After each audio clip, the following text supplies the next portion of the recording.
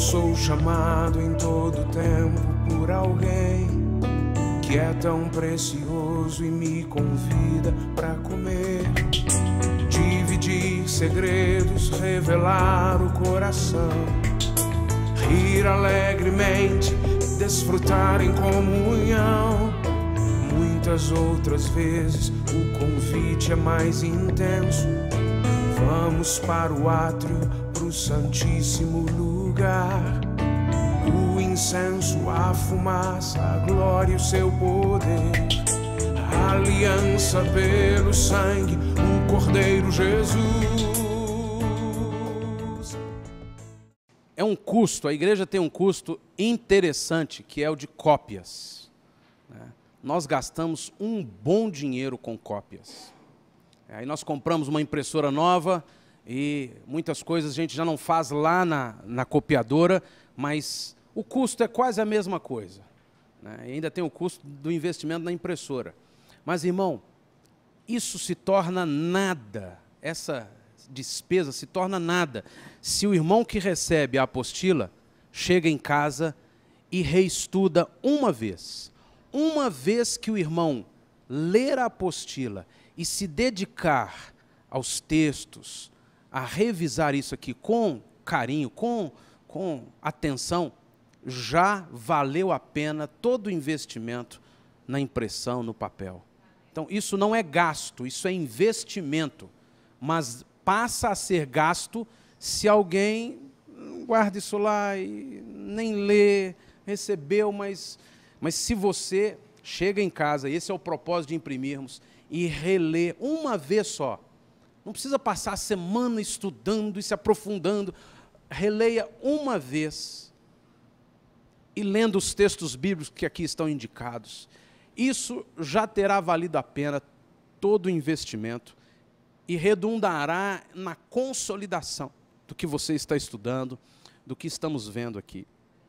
Portanto, esses textos mesmo, que já foram estudados sobre os 5 ministérios, chegue em casa essa semana e revise todo esse material. Provavelmente, lá no DVD, quando você estiver estudando com a apostila, será uma outra numeração, mas ficará fácil de você acompanhar, porque nós vamos agora para esse desenho, este gráfico, que está na página 11, que está na página 10, que certamente será reproduzido numa outra página da apostila completa, mas você o verá aí no vídeo e saberá qual é.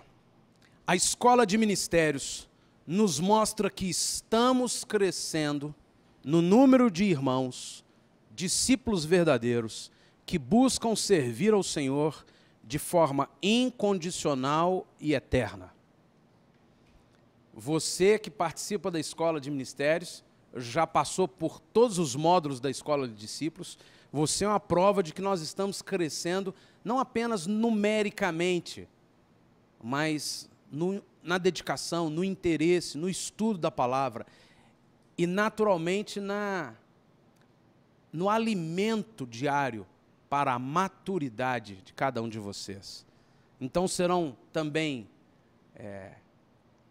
convocados para trabalharem de forma incondicional e eterna, né, em um ministério, em uma área ministerial da vida da igreja, e para isso nós estamos estudando. Eu quero aconselhar você também a reestudar, está lá no site, em CDs, provavelmente logo nós vamos colocar em DVDs também, o estudo, o dom de presidir. É excelente estudo para você compreender mais sua posição na vida do corpo de Cristo. O dom de presidir. Presidir é um dom, o dom da presidência. E muita gente, principalmente na igreja, a gente vê muita gente dizendo assim, não me põe liderando nada. Não é o meu dom, eu não gosto. Aí vem a frase clássica, eu gosto de ficar nos bastidores. Eu não gosto de aparecer, mas, irmão, não tem jeito. Na sua vida pessoal, você vai ter que assumir a posição de presidente. Não tem jeito, irmão. Se você não liderar a sua própria vida, quem vai liderar? sua família, uma amizade, um relacionamento, você terá que ter estas características que são características de um dom de Deus. O dom de presidir. Está lá na palavra, dom de presidir. É possível que você não seja levantado pelo Senhor para presidir um grupo de 100 pessoas. Talvez nem uma célula, um grupo de 12 pessoas. Talvez você não seja levantado pelo Senhor para presidir uma célula, que é um pequeno grupo, mas você terá que liderar alguma coisa, a começar do seu próprio coração. Muita gente não vai bem na vida porque não aprendeu a liderar o seu próprio coração. Vive por emoções. Então tem um dia que está, pastor, o diabo, que diabo? Não, é você que vai aprender a liderar a sua vida. Eu não estou dizendo que não existe batalha espiritual, existe. Mas que muitas vezes somos nós que temos que aprender a presidir nossa vida. Isso não é baseado em nossa capacidade. O sujeito é fera, ele sabe. Não, isso aí no mundo é assim. A pessoa acha que ele é, olha, eu sou bom nisso. Mas nós sabemos outra coisa, nós sabemos que isso é um dom de Deus. Pode pedir a Deus, Deus, eu vou aprender a liderar minhas emoções. Eu vou aprender a liderar minha vida pessoal. Alguns precisam aprender a liderar o armário. É verdade, liderar o armário.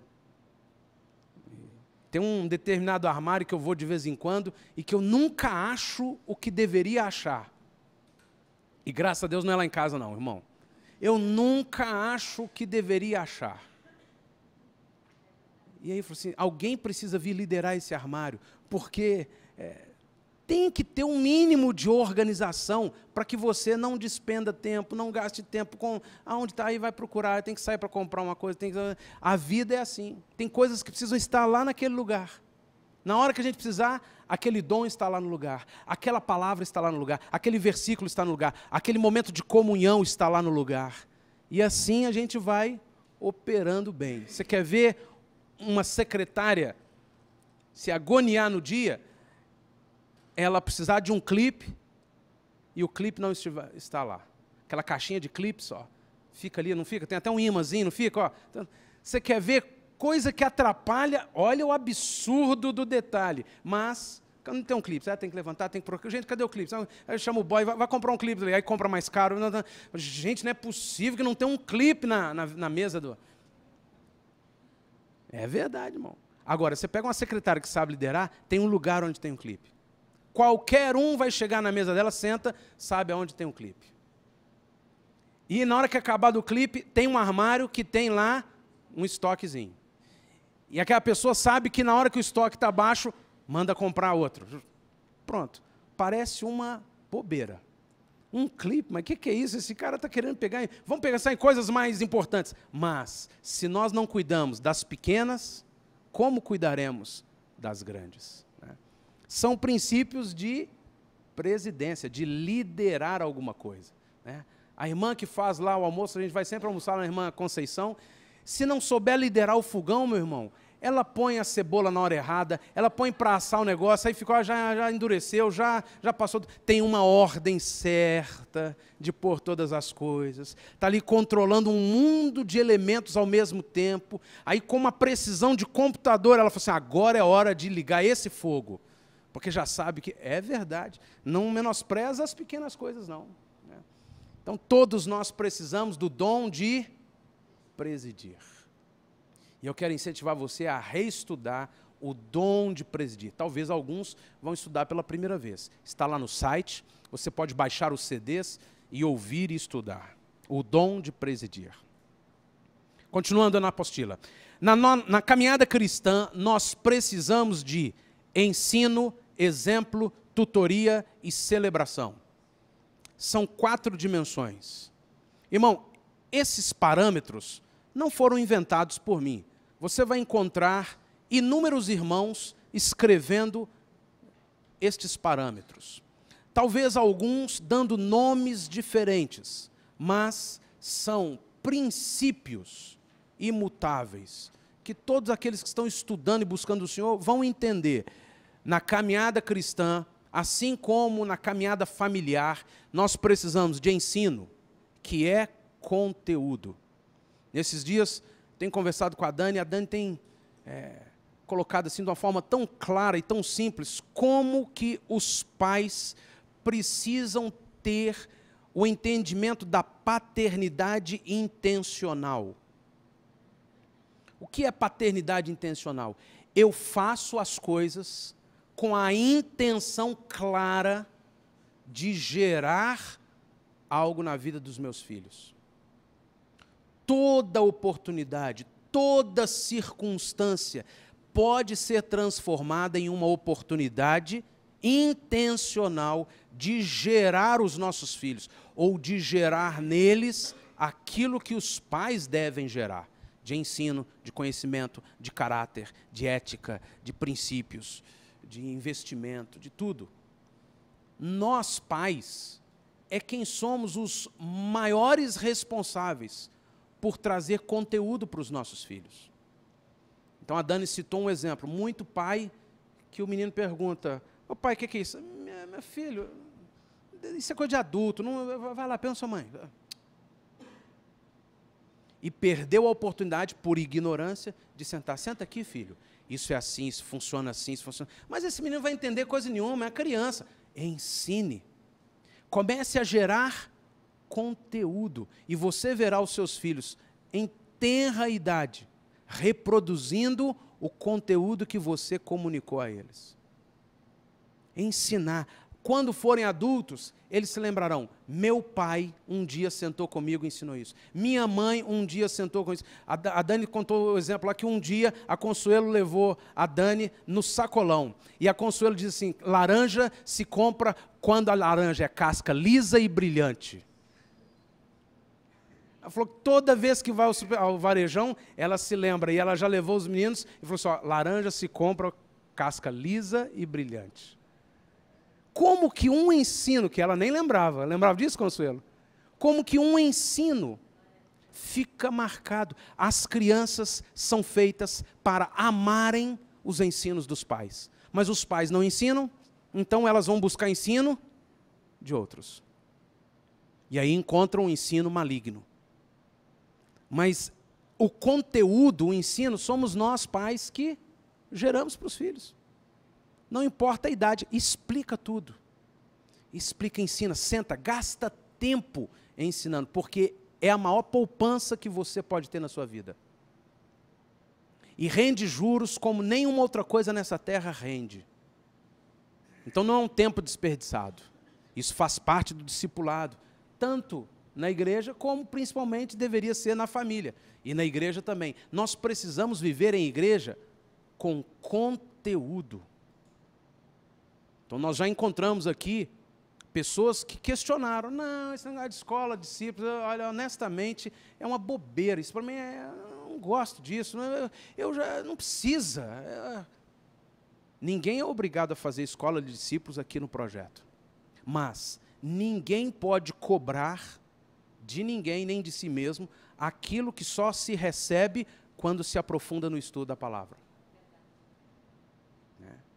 E uma igreja que não tem ensino, conteúdo, é uma igreja que vai passar o resto da vida providenciando pirulito para os adultos criança.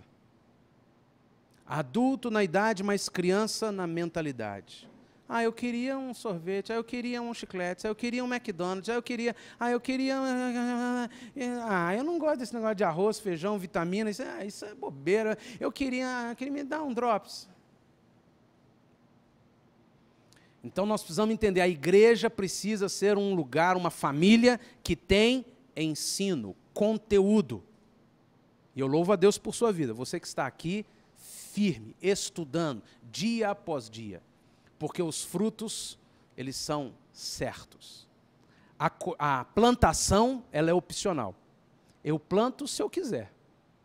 Mas a colheita, ela é obrigatória. Se você plantou, pode esquecer, vai colher. Então você que está plantando, estudar a palavra do Senhor, receber o conteúdo de Deus, você já está colhendo e vai colher a 30, 60, 100 por um, conforme diz a palavra do Senhor. Segundo elemento que está aí é coerência. Uma das principais questões dos adolescentes, no que diz respeito à rebeldia, não é porque adolescente é rebelde. É porque adolescente não admite incoerência. E adolescente tem no seu espírito um momento estratégico e delicado demais, em que ele está deixando a pureza de um espírito de criança e se maculando com a impureza da sociedade pecaminosa.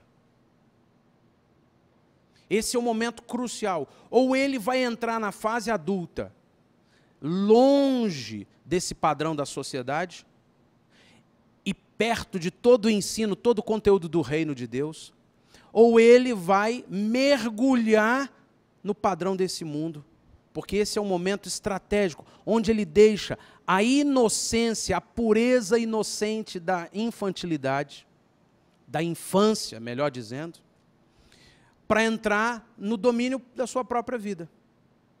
Quando ele vê que dentro de casa, com o pai, com a mãe, não há coerência, o pai fala uma coisa, o pai prega uma coisa, mas vive outra, a mãe fala uma coisa, prega outra coisa, mas vive outra, o casal fala assim, você não pode brigar com seu irmão, não briga com seu irmão, não briga com sua irmã, não briga com sua irmã, mas ele sabe que o casal está brigando o tempo todo e os filhos sentem, mesmo que não ouçam. Porque existe um vínculo espiritual. Quando as crianças veem incoerência, pode ter certeza, o exemplo é mais poderoso do que o ensino. Podemos ensinar, menino, faça o que eu falo, faça o que eu falo, faça o que eu falo. Não, não faça o que eu falo, não faça o que eu faço, faça o que eu falo, faça o que eu falo, faça o que eu faço, faça o que eu falo, faça o que eu faço, não faça o que eu faço, faça o que eu falo, faça o que eu falo. Ele vai fazer o quê? O que você fala ou o que você faz? O que você faz. Então, grande parte da responsabilidade da rebeldia, ou da causa da rebeldia no adolescente, é a incoerência. Porque ele não consegue entender, nessa transição da pureza infantil para maturidade e domínio da sua própria vida, ele não consegue entender como que... Então ele se rebela contra o professor, se rebela contra o pai, se rebela contra a mãe. E quando nós aprendemos isso, irmão, terrível coisa é não ter Jesus. Mas quando nós aprendemos isso e temos Jesus, a própria palavra do nome Jesus significa aquele que salva. Você será salvo dessa condenação. Você será salvo de, meu Deus, eu fiz tudo errado antes de te conhecer, pois agora veio salvação completa em todas as áreas da sua vida. Você pode reivindicar isso. Senhor, o diabo não me acusa mais, o diabo não me põe culpa mais, porque agora, Senhor, agora eu estou entendendo, o Senhor vai trazer vitória, porque Tu és meu Salvador. E aí o Senhor começa a nos levar a uma vida de coerência com a palavra, de coerência com os princípios do reino, de amor para com os filhos, de palavra, e não importa se vai gastar mais tempo, importa que creia no Senhor Jesus Cristo e será salvo tu e a tua casa. Essa convicção que nos faz viver a vida de Cristo e que gera vida na vida dos nossos filhos ou das pessoas que estão ao nosso redor. Então, além de ensino, precisa haver exemplo. Irmão, eu estou numa posição muito complicada. Porque, queira ou não, eu sou alvo de atenção como o pastor da igreja. E se você pensar que eu vou dar exemplo coerente em perfeição 100% das vezes, eu estou frito. Não, o pastor ele não erra nunca. Olha, ele é perfeito. Ele está ensinando isso porque eu estou perdido, irmão, se você pensar assim. ou se eu tentar ser esta pessoa aqui. Então, certamente, você poderá me ver errando em alguma coisa. Você falou assim, mas reagiu assim. Porque a ação, ela é fácil de ser premeditada, mas a reação não. Então você tende a reagir numa circunstância segundo aquilo que realmente ainda opera dentro de você. E para eu reagir contrário ao que eu ensino, basta eu estar numa circunstância que me estimula aquela reação. Então a probabilidade é muito grande de eu errar no exemplo. De nós errarmos no exemplo como pais. Já tivemos que chegar para os nossos filhos assim, filho, me perdoa, eu errei nisso aqui. Desculpa o pai, porque eu fiz errado isso aqui. E a graça da coerência do exemplo não está em sermos perfeitos, mas está em, irmãos, eu como pastor, eu errei nisso, me perdoa. Márcio, me perdoa porque eu reagi com você de uma forma errada. Ou eu agi com você de uma forma injusta, me perdoa. Essa é a beleza do Evangelho de Jesus Cristo. Não existe em nenhuma outra religião o poder da graça, porque graça é um elemento que só existe em Jesus Cristo. E é a graça que nos faz, olha, eu errei, eu dei um exemplo incoerente com o que eu estou falando, mas eu venho aqui e peço, me perdoa. Irmão, o perdão tem um poder celestial, divino, espiritual, sem medida.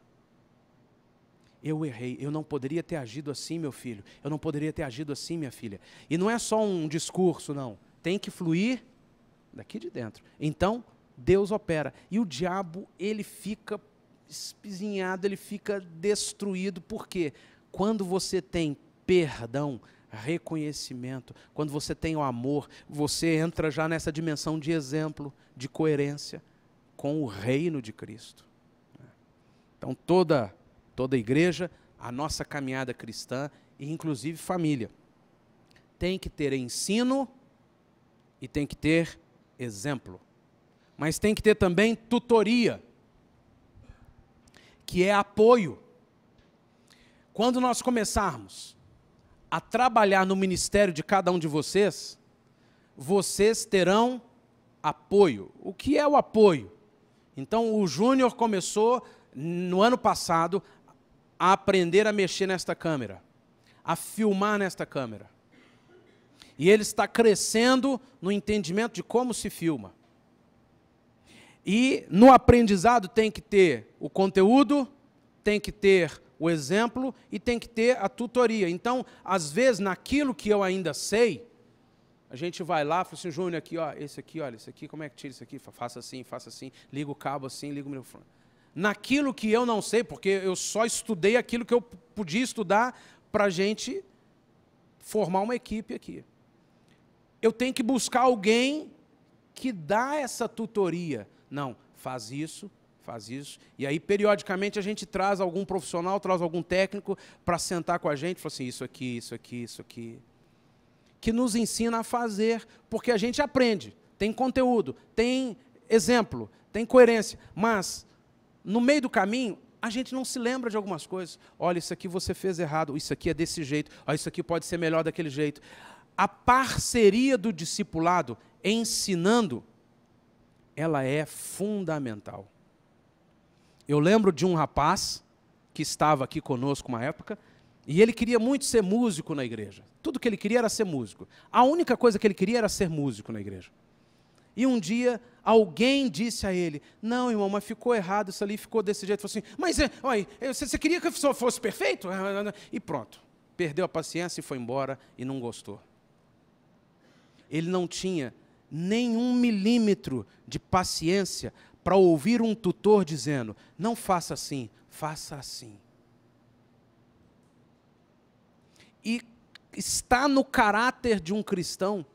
Imagina Jesus, o Rei dos Reis, o Senhor dos Senhores. José chamava, Jesus, venha cá, filho. O que foi, pai? Olha isso aqui. Não é assim que faz esse móvel, filho. aqui você tem que aperta de novo aqui, faz isso aqui. E daí, em circunstâncias como estas, a Bíblia escreveu, Jesus crescia em graça e conhecimento. Ninguém cresce em graça e conhecimento se não tem ouvidos e coração ensinável para um tutor. E nós estamos buscando o Senhor crescer mesmo, num padrão de vida em igreja em que cada um de vocês, cada um de nós, sejamos discipuladores, que é a palavra bíblica para tutor. Em que a gente vai sentar, não, irmão, faz assim, é desse jeito, casamento, filhos, família, negócios, relacionamentos, amizade, vida cristã, ministério. E nós vamos entrar num tempo em que nós vamos despachar a irmã Conceição lá para os hospitais de tarde. Eu acho que ela tem tempo de tarde. Eu não sei se lá o patrão dela libera ela de tarde para ir lá num hospital e fazer uma visita. Aí ela vai aprender. Aí alguém que pode falar assim, não faça assim, não fale assim, não chegue assim, faça assim, chegue assim. E vai tutoriando, ensinando, dando o apoio para ele crescer naquilo. Uma vez eu ouvi uma ministração do pastor Jeremias. Pastor Jeremias, da 8ª Igreja Presbiteriana, que me marcou muito. Ele diz assim, Agar era uma senhora sozinha no deserto com um filho adolescente. E Deus deu a Agar um poço de água no meio do deserto. Nós não temos noção que é isso. Mas um poço de água no meio do deserto equivale a uma mina de ouro a céu aberto. Agora, lá na Serra Pelada, quando descobriram que tinha ouro, você lembra como é que foi o fluxo de pessoas, todo tipo de gente para aquele lugar, e destruíram aquele lugar, porque não tem jeito. Aonde no deserto tem um poço de água, virão todos os viajantes, todos os beduínos, todo tipo de gente, gente boa, gente má, porque tem água naquele ponto lá, no meio da estrada, no meio do meu caminho, tem uma fonte de água, e aquela fonte de água pertence a uma senhora chamada Agar, que tem só um menino lá, nós vamos tomar aquele negócio daquela mulher. E a Bíblia diz que o filho de Agar, Ismael, se tornou um flecheiro. Aí o pastor Jeremias tece uma ideia, que é perfeitamente viável. Meu filho, somos só nós dois. Você vai pegar esse arco aqui e você vai aprender a flechar. Porque na hora que vier um daqueles malignos aqui, você vai flechar o sujeito. E ele conta que o menino não sabia flechar, era um adolescente, mas ela só tinha ele. Então, flecha. Não, errou o alvo. Vamos de novo. Treina de novo. Vamos, treina de novo. Errou o alvo. Treina de novo. Está quase chegando. Treina de novo. Acertou o alvo. E aí vem essa última colocação aqui, esse último tópico, que é celebração. Nós vamos celebrar os frutos de Deus na sua vida, irmão. Acertou o alvo. Está cumprindo o ministério. Está melhorando em todas as áreas. Está crescendo nisso. Que alegria podermos celebrar os frutos, podermos delegar um ministério a você, irmão, podermos compartilhar um encargo do corpo de Cristo. E aí nós vamos definitivamente sair daquela dimensão em que membros de igreja ficam dizendo assim, mas a igreja não faz isso, a igreja não tem isso, a igreja devia ter olhado aquele negócio, a igreja não, você devia ter olhado. Porque a igreja não é uma organização onde a diretoria cuida de tudo e os clientes ficam satisfeitos. A igreja é o corpo de Cristo, onde cada um de nós aprendemos a servir o Senhor, usar os dons de Deus, buscar o crescimento no Senhor e atuar no ministério, no corpo de Cristo, frutificando e com um encargo. E então, aquelas áreas que hoje absurdamente faltam na vida da igreja, você quer ver algo que falta entre nós ainda? Muito forte, um ministério social. Falta, irmão. Mas quem é que nós vamos colocar no ministério social? Precisamos colocar lá pessoas que cresceram na palavra, que estão entendendo o que é ser discípulo, que buscam os dons espirituais para valer, que têm um encargo do Espírito Santo e que frutificam, porque com o apoio, com o discipulado, com a tutoria, com o exemplo, com a coerência, com o conteúdo da palavra do Senhor, estão florescendo no reino de Deus. E se você ainda não sabe disso, embora esteja nessa escola, você é essa pessoa. Amém? Você é essa pessoa que vai crescer e vai frutificar assim. Ensino, exemplo, tutoria e celebração.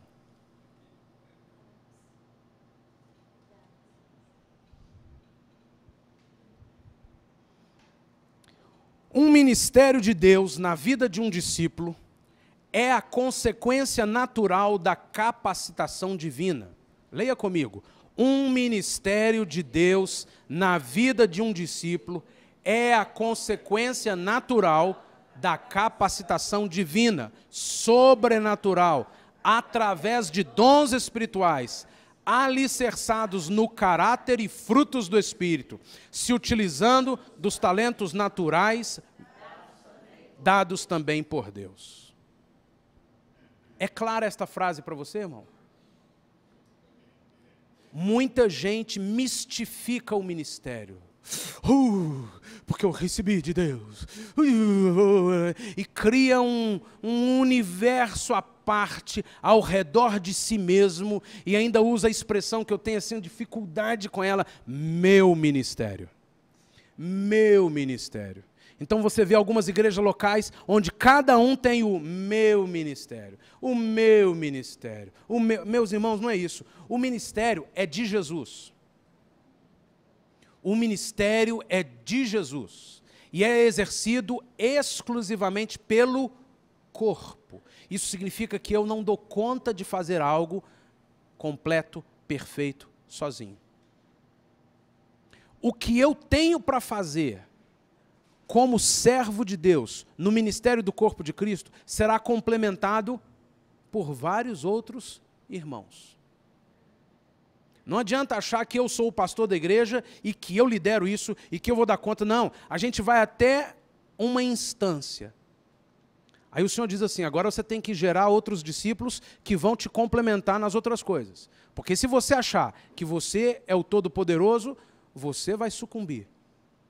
Só há crescimento de uma forma assim, muito concreta. Em 2002, Deus começou a me ensinar isso. Só há crescimento se você tiver mais pessoas. Lá no estudo, o dom de presidir, você vai ver isso com clareza. Por que que alguns nunca conseguem romper na vida profissional, na vida familiar? Porque eles nunca aprendeu a gerar outras pessoas.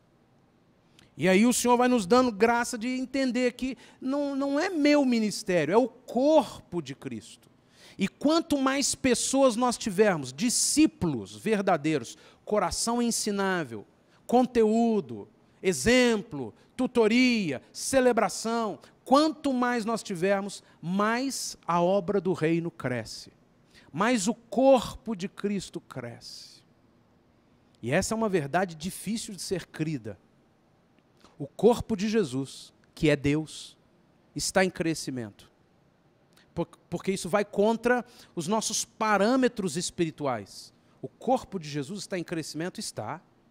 O corpo de Jesus ainda não está completo.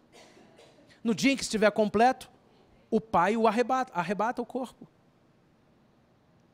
E quem é que completa, quem é que trabalha para completar o corpo de Cristo?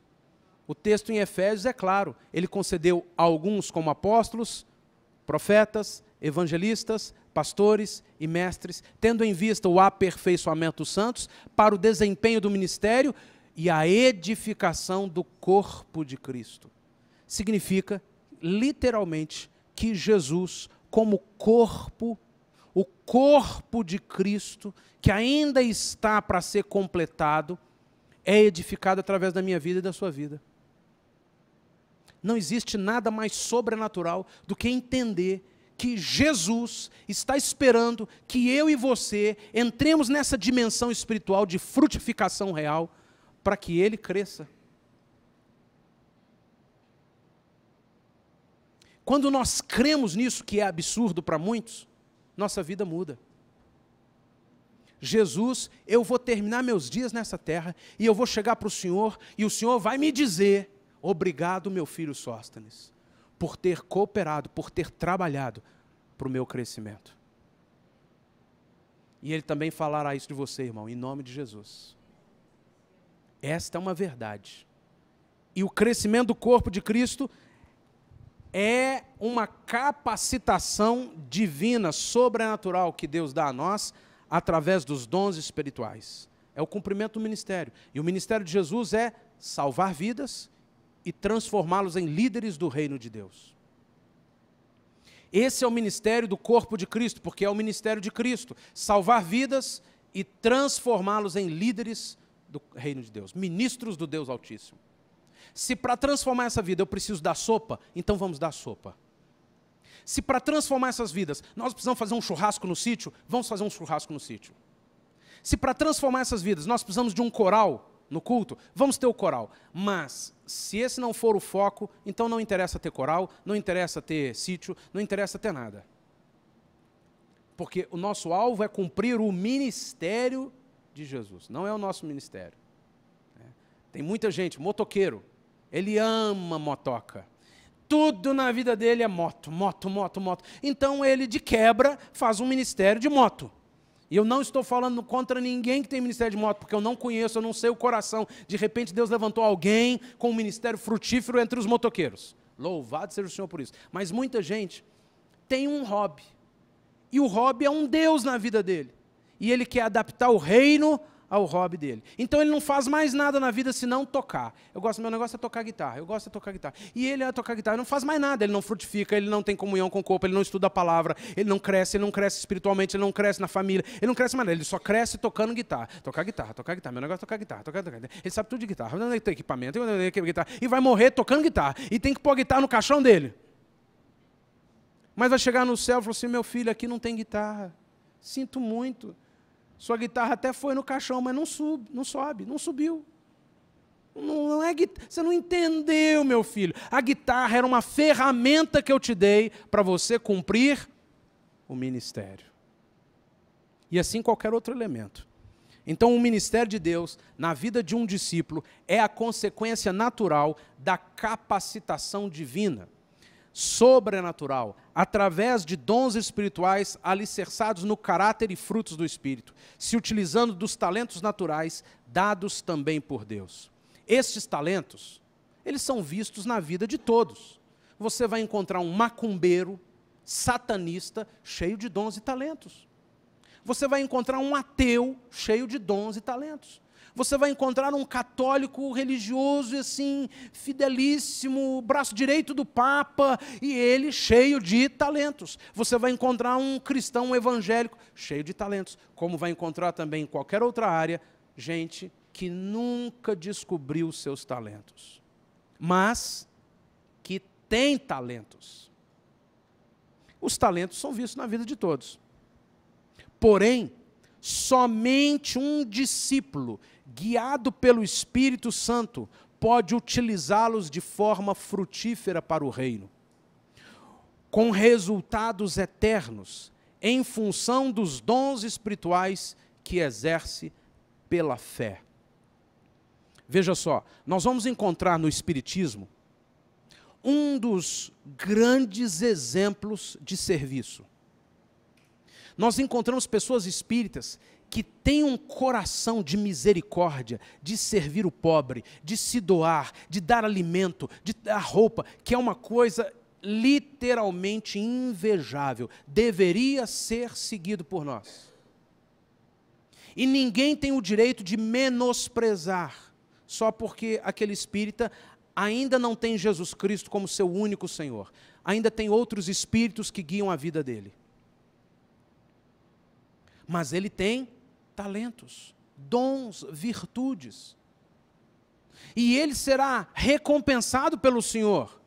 Mas, uma vez que o Espírito Santo ainda não é Senhor absoluto da sua vida, todos os frutos que ele produz são frutos terrenos. Toda a recompensa que ele receberá, e receberá, porque a Bíblia diz, é uma recompensa terrena, que se encerra no dia em que ele desencarnar. E quando ele entrar numa outra dimensão espiritual eterna, ele não terá aquilo que também precisava ter nessa vida, que é o governo de Cristo para a eternidade. Ele teve o governo de outros espíritos. Ele teve o governo de vários espíritos. E a Bíblia já nos diz que Deus é um Deus exclusivo. Como Ele é o único Deus real, não cabe Ele ser Senhor e também ter outro reinando.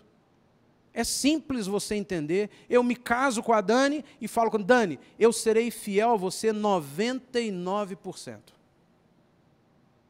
Então você será minha esposa 99% do tempo, mas 1%, só 1%, eu vou me dedicar a outra. Você acredita que tem alguma esposa que aceitaria isso? Por que não aceitaria?